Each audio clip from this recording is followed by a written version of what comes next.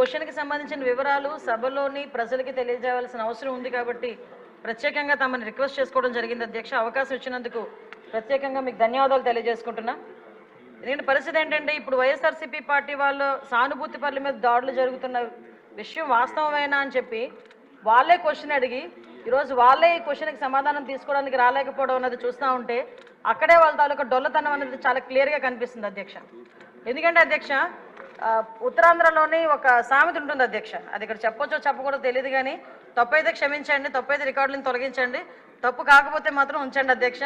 మొగుడిని కొట్టి మొగసాలు ఎక్కిందట ఇలా మాట్లాడతారు అధ్యక్ష ఉత్తరాంధ్రలోని కూడా. ఎందుకంటే కొట్టేసి ఎక్కడ దాక్కుంటారనమాట.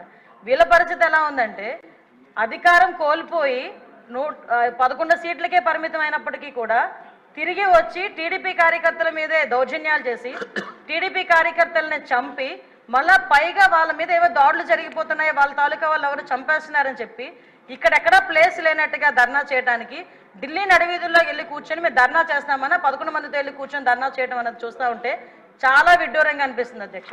ఎందుకంటే ఈ మాట చెప్తున్నాను అధ్యక్ష, లాస్ట్ 5 సంవత్సరాలు అంటే మొన్న గవర్నమెంట్ వచ్చింది అతను టీడీపీ ఎన్డీఏ కూటమి వచ్చిన తర్వాత నుంచి ఈ రోజు వరకు పొలిటికల్ హత్యల్లో ఒక 4 హత్యలు జరిగితే ఆ 4 హత్యల్లో ముగ్గురిని తెలుగుదేశం పార్టీ కార్యకర్తలనే చంపేసిన పరిస్థితి కూడా మనందరికీ కూడా తెలుసు అధ్యక్ష.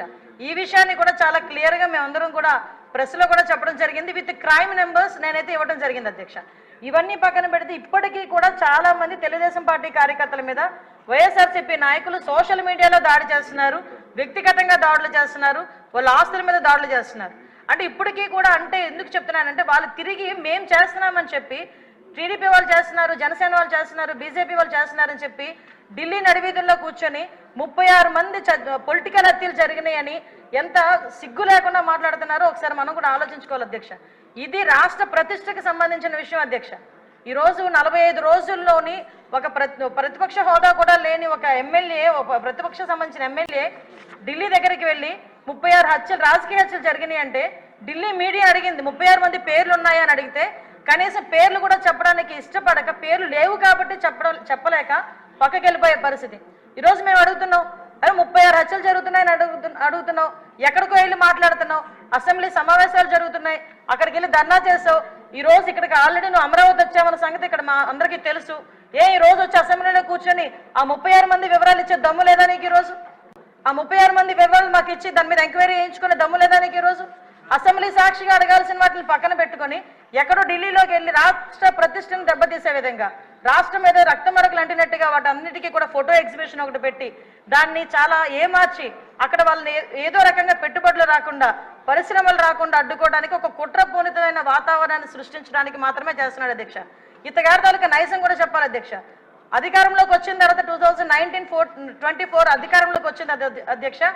ఎంత దారుణం అంటే అమరావతికి బస్సు యాత్రకి సాక్షాత్తు 14 సంవత్సరాలు ముఖ్యమంత్రి చేసిన చంద్రబాబు నాయుడు గారు బస్సు యాత్రకి వెళ్తే ఆ బస్సు మీద రాళ్ళు రువ్వితే అధ్యక్ష అప్పుడున్న సాక్షాత్తు డీజీపీ గౌతమ్ సవాంగ్ గారు భావ స్వేచ్ఛ ప్రకటన మాట్లాడిన సందర్భాన్ని కూడా ఈరోజు గుర్తు చేయాలి అధ్యక్ష.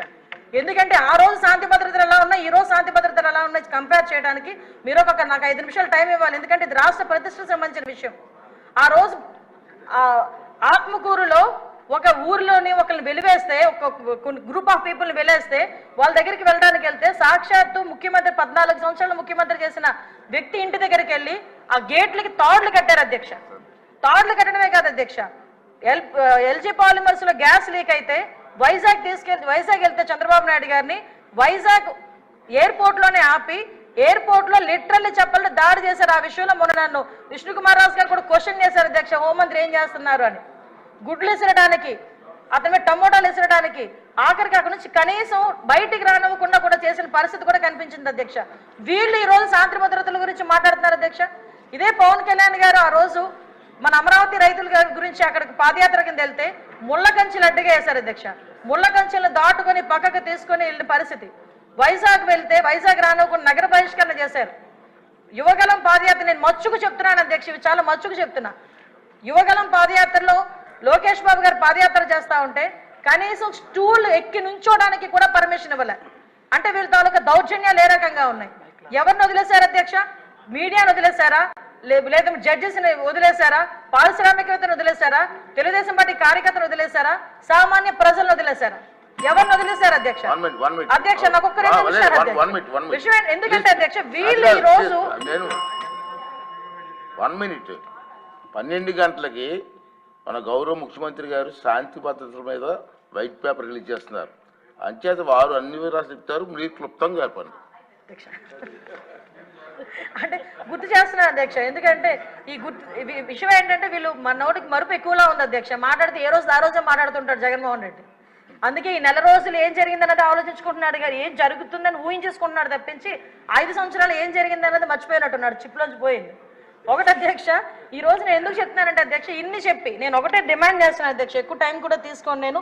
ఇటువంటి భయానక వాతావరణం సృష్టించి 5 సంవత్సరాలు ఇంట్లోంచి బయటికి రావడానికి కూడా భయపడి ప్రజల్ని భయభాంతులు చేసి వాళ్ళ భూముల్ని లాక్కొని ఓవరాల్గా చెప్పాలంటే నవ్వుని కూడా మర్చిపోయేటట్టుగా చేసే 5 సంవత్సరాలు ఈ రోజు ఈ 45 రోజుల్లో ఏదో ఉపద్రవం వచ్చేస్తుంది, రాష్ట్రపతి పాలన పెట్టేయండి అని చెప్పి తప్పుడు సమాచారాన్ని గవర్నర్ గారికి అదేవిధంగా ప్రధానమంత్రి గారికి రాష్ట్రపతి గారికి ఇవ్వడానికి తప్పుడు సమాచారంతో జంతర్ మంతర్ దగ్గర ధర్నా చేసేదంటే ఒకసారి నేను ఇక్కడ డిమాండ్ చేస్తున్నాను అధ్యక్ష.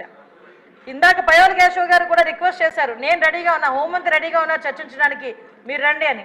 నేను ఇన్వైట్ చేస్తున్నా మళ్ళా పులివెందుల ఎమ్మెల్యే గారిని, రెండు ఒకసారి మీరు ఎమ్మెల్యే కదా, అసెంబ్లీ సమావేశాలు జరుగుతున్నాయి కదా, 36 హత్యలు అని చెప్పారు కదా, ఒక హోంశాఖ మంత్రిగా నేను రిక్వెస్ట్ చేస్తున్నా మిమ్మల్ని రెండు ఒకసారి చర్చించుకుందాం. 36 మంది పేర్లు ఎవరైతే ఇవ్వండి, ఆ పేర్లు డీటెయిల్స్ ఇవ్వండి. ఆ డీటెయిల్స్ ఇస్తే నేను వాళ్ళ డిపార్ట్మెంట్ వాళ్ళకి పంపించుకొని వాళ్ళ మీద యాక్షన్ తీసుకుంటాం, ఫర్దర్గా జరగకుండా చూసుకునే కార్యాచరణ చేస్తాం. అలాగని తప్పుడు సమాచారం ఇచ్చినట్టు దానికి తేలితే మేము ఏ చర్యలు తీసుకున్నా కూడా మీరు కూడా యాక్సెప్ట్ చేయాలి. దానికి యాక్సెప్ట్ చేసే ఉద్దేశం ఉంటే డెఫినెట్గా మీరు మాకు చెప్పండి. అంటే ఈ రాష్ట్ర ప్రతిష్టను దెబ్బతినడానికి ఏదో రకంగా చంద్రబాబు నాయుడు గారి మీద, ఎన్డీఏ కూటమి మీద, పవన్ కళ్యాణ్ గారి మీద, లోకేష్ గారి మీద బురద చల్లడానికి మాట్లాడితే లోకేష్ బాబు గారి చేతిలో రెడ్ బుక్ ఉంది అంటారు. అరే రెడ్ బుక్ గురించి నీ కార్యకర్తలే పట్టించుకోవట్లేదు, నీకు మాత్రం నిద్ర రావట్లేనట్టుంది రెడ్ బుక్ గురించి ఆలోచించుకుంటా ఉంటే. విషయం ఏంటంటే ఆ రెడ్ బుక్ అనేది అవినీతి చేసిన వాళ్ళు, తప్పుడు పనులు చేసిన వాళ్ళ గురించి. ఈరోజు భుజాలు తడుముకుంటున్నారు, నాకు అర్థం కావట్లే. దయచేసి ఒకటే చెప్తున్నాను అధ్యక్ష, ఇటువంటి చవకబారు ఆరోపణలు గవర్నమెంట్ మీద చేసి చవకబారు ప్రశ్నలు వేసి రాష్ట్ర ప్రతిష్టను దెబ్బతీయకుండా ఉండే పరిస్థితి పులివెందుల ఎమ్మెల్యేకి రావాలని మనస్ఫూర్తిగా కోరుకుంటూ సెలవు తీసుకుంటున్నాను అధ్యక్ష.